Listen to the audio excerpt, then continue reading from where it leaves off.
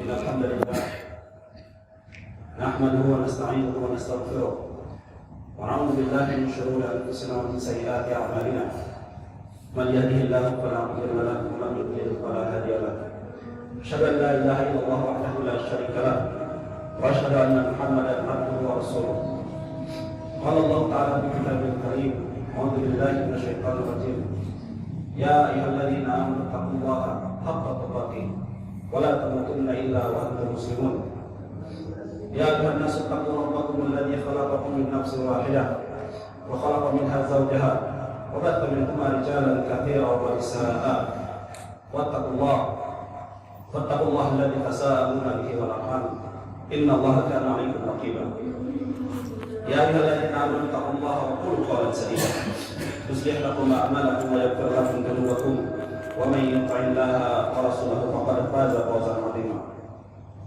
أما بعد فإن أصدق الحديث كتاب الله وخير الهدي هدي محمد صلى الله عليه وسلم وشر الأمور محدثاتها وفي كل محدثة بدعة وكل بدعة ضلالة وكل ضلالة في النار. Jamaah salat Jumat yang dirahmati Allah Subhanahu wa taala. Ketika negeri Syam telah menerapkan Islam, maka suatu ketika Amirul Mukminin Umar bin Khattab radhiyallahu anhu pergi menuju negeri Syam bersama sahabat yang mulia Abu Ubaidah bin Al-Jarrah radhiyallahu anhu.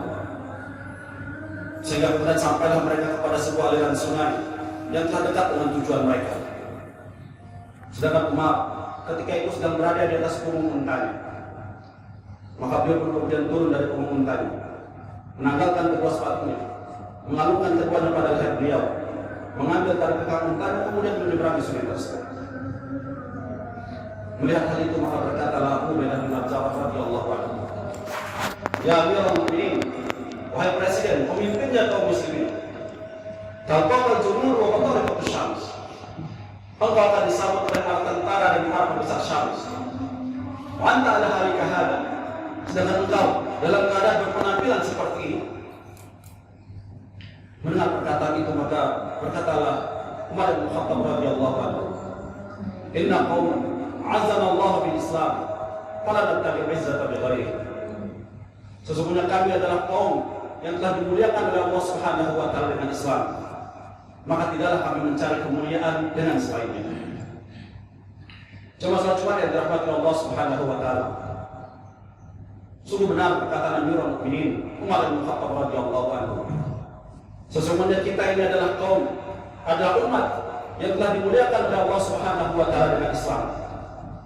Dan kemuliaan Islam adalah karena kita telah dianugerahkan oleh Allah Subhanahu wa taala kepada umat ini Al-Qur'anul Karim. Al-Qur'anul Karim.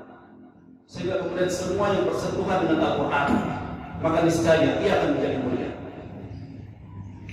Jemaah sekalian, Al-Qur'an adalah kitab suci yang paling mulia yang diturunkan oleh Allah Subhanahu wa taala ke atas muka bumi ini dengan menggunakan bahasa yang paling mulia, bahasa dari para penduduk surga, yaitu bahasa Arab. Diturunkan kepada Nabi yang paling mulia, Muhammad sallallahu alaihi wasallam. Disampaikan oleh malaikat yang paling mulia, Jibril alaihissalam. Diturunkan di dua tempat yang paling mulia di atas muka bumi, kota Mekah dan kota Madinah. Dan diturunkan pula di bulan yang paling mulia sepanjang tahun, yaitu bulan Ramadan.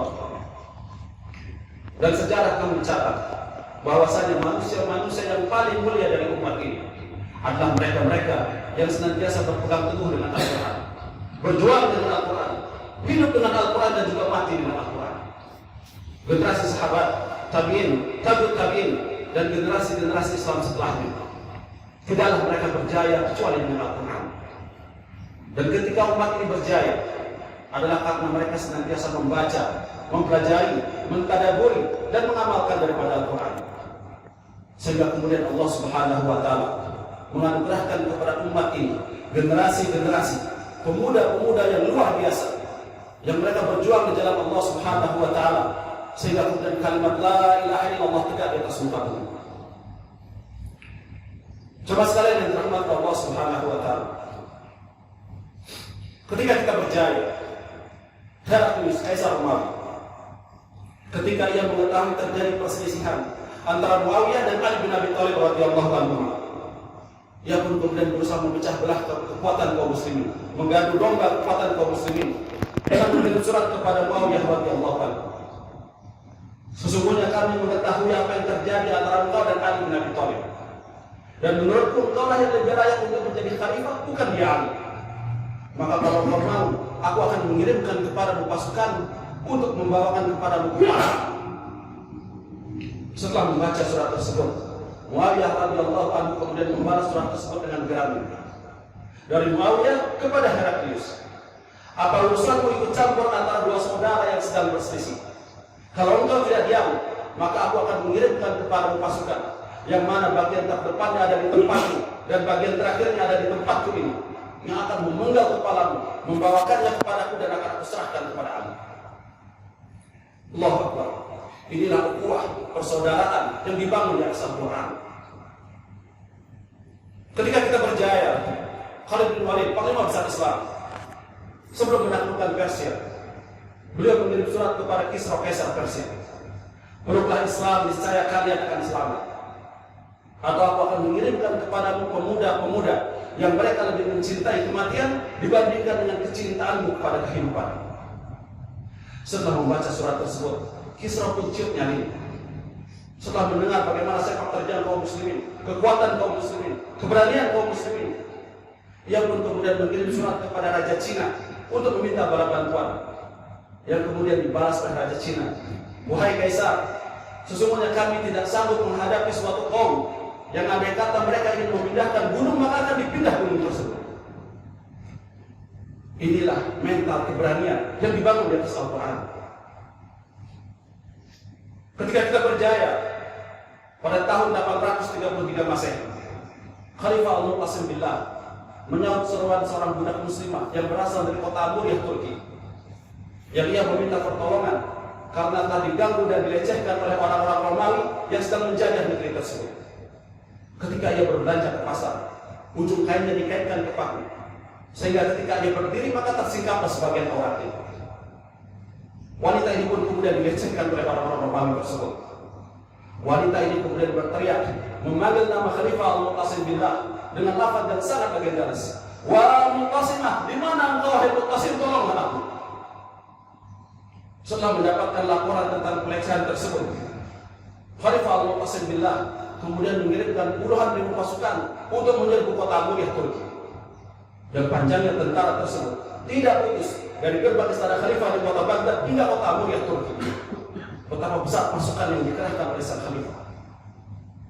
Sejarah kemudian mencatat pasukan kaum muslimin mengepung kota Muriah hingga kemudian ditaklukkan pada tanggal 13 Agustus 833 Masehi. 30.000 tentara Romawi terbunuh dan 30.000 lainnya menjadi tawanan. Kota Muriah pun kemudian dimerdekakan dari penjajahan para Romawi. Setelah kota tersebut ditaklukkan, maka sang Khalifah memanggil sang pelapor untuk ditunjukkan di mana letak rumah wanita tersebut. Maka ketika bertemu dengan wanita tersebut, sang Khalifah kemudian mengatakan, "Wahai saudariku, apakah aku telah memenuhi seruanmu atasku?"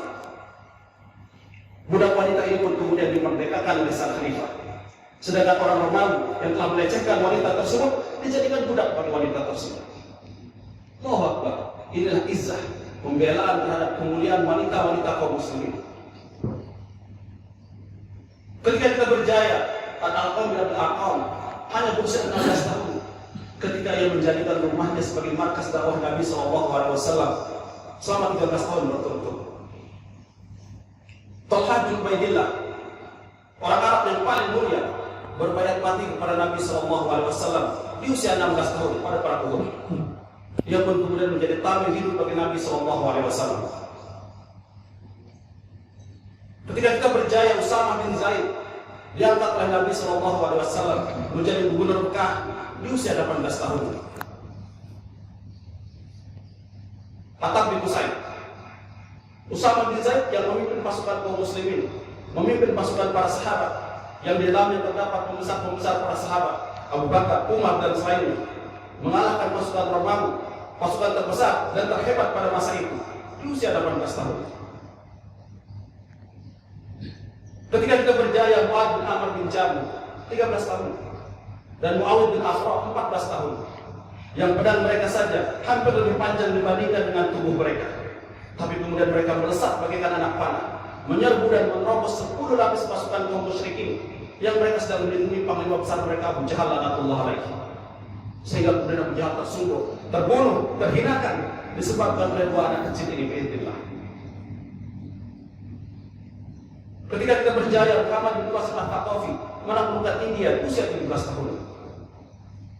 Sultan Muhammad Al-Fatih menaklukkan Konstantinopel, ibu kota Bizantium, menghancurkan kerajaan terbesar dan terhebat pada masa itu di usia 21 atau 22 tahun. Ketika kita berjaya pada era pemerintahan Ottoman, ketika kapal-kapal Utsmaniyah melintasi pelabuhan-pelabuhan Eropa, semua gereja-gereja berhenti membunyikan lonceng mereka karena takut jangan sampai kota mereka ditaklukkan oleh pasukan kaum muslimin. Ketika kita berjaya, Yahudi Pak, datang membawa kepingan-kepingan emas kepada Sultan Hamid, Khalifah Ottoman. Mereka menulis sepetak tanah di negeri Palestina agar mereka bisa tinggal di sana, yang kemudian ditolak mentah-mentah oleh sang Khalifah. Setelah itu, tidak ada yang berani mengusir negeri Palestina sampai kekhalifahan Ottoman runtuh pada tahun 1924. Ketika kita berjaya, pemuda-pemuda Eropa yang mengatakan kepada pasangannya, "Aku mencintaimu," dengan menggunakan bahasa Arab. Ia yang menunjukkan betapa gaulnya dia dan betapa terpelajarnya dia karena dia mampu berbicara dengan menggunakan bahasa Arab. Ketika kita berjaya, ini semua hanyalah tindak kenangan. Hari ini jamaah sekalian yang dirahmati Allah Subhanahu wa taala, pemuda-pemuda kita, generasi-generasi Islam, bahkan banyak dari mereka yang tidak mampu bangun subuh melangkahkan kaki-kakinya ke rumah-rumah Allah. Bahkan banyak dari mereka membaca batasan yang masih terbata-bata.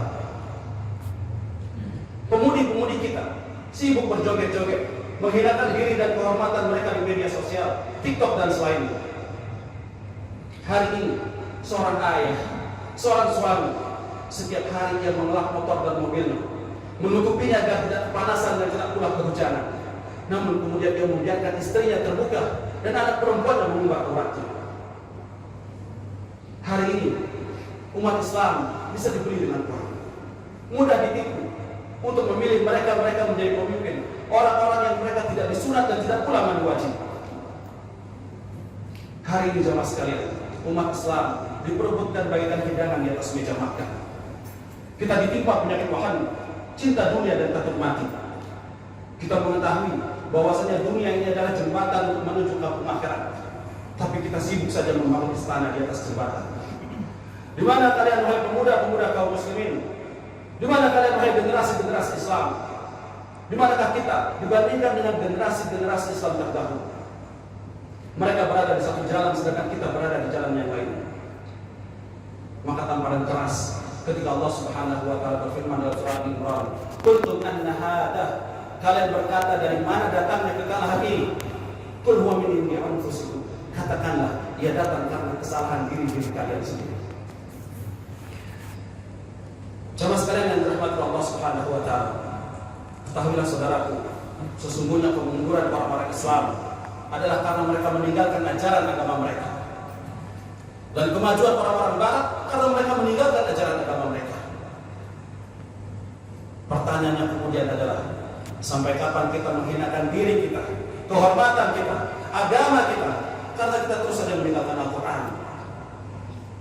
Akankah kita dan anak cucu kita, keturunan kita akan terus menjadi hamba-hamba peradaban orang-orang barat, hamba-hamba peradaban liberal, sekulerisme, imperialisme, bahkan hari ini komunisme? Jamaah sekalian yang dirahmati Allah Subhanahu wa taala, setiap kita memiliki mushaf Al-Quran di rumah kita masing-masing. Ketahuilah saudaraku, kemuliaan itu ada di sana, di atas meja-meja Anda, di atas rak-rak buku-buku Anda, di atas lemari-lemari Anda. Ia bukanlah pajangan indah penghias etalase, tapi adalah tunjuk pedoman hidup untuk kejayaan di dunia dan juga kejayaan di akhirat. Apalah yang tadabbur Al-Quran wa qulubul aqfal. Tidakkah mereka mentadabburi Al-Quran, ataukah hati mereka telah terkunci, tertutup daripada menerima kebenaran? Maka jemaah sekalian yang dirahmati Allah Subhanahu wa taala, mari kita kembali kepada Al-Quran. Saya tidak sedang mengajak antum semua untuk mendirikan khilafah di negeri ini, tidak. Tapi mari kita kembali menghidupkan Al-Quran dalam kehidupan kita sehari-hari, menghidupkan sunnah-sunnah Nabi SAW dalam kehidupan kita sehari-hari. Fastamsik billadzi uhiya ilaik, maka berpegang teguhlah kalian kepada agama yang telah kuwahyukan kepadamu. Khudhu ma atainakum biquwwah, pegangilah dengan kuat apa yang telah kami berikan kepadamu. Di ayat yang Nabi Allah Subhanahu wa taala berfirman, "Ya ayuhan nas, qad ja'atkum mau'izatun min rabbikum wa shifaa'un lima fis sudur wa hudan wa rahmatun lil mu'minin." Wahai sekalian manusia, telah datang kepada Al-Quran, telah datang kepada Al-Quran nasihat ilmu dari Rabbmu, penyembuh bagi penyakit-penyakit yang ada di dalam dada-dada manusia, serta petunjuk dan rahmat bagi orang-orang yang beriman. Di ayat dari Allah Subhanahu wa taala berfirman, "Inna hadzal Qur'ana yahdi lillati hiya aqwam wa yubashshirul mu'minina alladziina ya'maluna shalihaati anna lahum ajran kabira." Sesungguhnya Al-Quran ini memberikan petunjuk kepada jalan yang paling lurus dan memberikan kabar gembira bagi orang-orang yang beriman yang mereka mengerjakan amal saleh, bahwasanya bagi mereka ada pahala, balasan pahala, ada balasan di sisi Allah Subhanahu wa taala. Balasan di dunia dan juga balasan di akhirat. Kejayaan di dunia dan juga kejayaan di akhirat. Jamaah sekalian yang dirahmati Allah Subhanahu wa taala, kalau kita tidak mampu menjadi seperti Khalid bin Walid, tidak mampu seperti Usamah bin Zaid, maka mari jadikan anak keturunan kita, generasi penerus kita, sebagai generasi-generasi penerus mereka. Jadikan anak-anak kita ustadz yang juga jenderal, seorang hafid yang juga seorang arsitek, yang mengetahui ilmu teknologi, seorang ustadz yang juga seorang pejabat, dan seterusnya. Terakhir jamaah sekalian, saya ingin menutup khutbah ini dengan sebuah syair yang semoga bisa menjadi renungan bagi kita semuanya. Tarjun najata alam tasruf masalika, inna safinata la tajri ala yabas. Engkau menginginkan kebaikan, menginginkan kejayaan, menginginkan kemuliaan, tapi tidak mau mengikuti jalan-jalannya. Ketahuilah, sesungguhnya perahu itu tidak mungkin berlayar di atas daratan. Qulu qouli hadza wastaghfirullah li wa lakum wa jami'il muslimina min kulli dhanb fastaghfiruhu innahu huwal ghafurur rahim.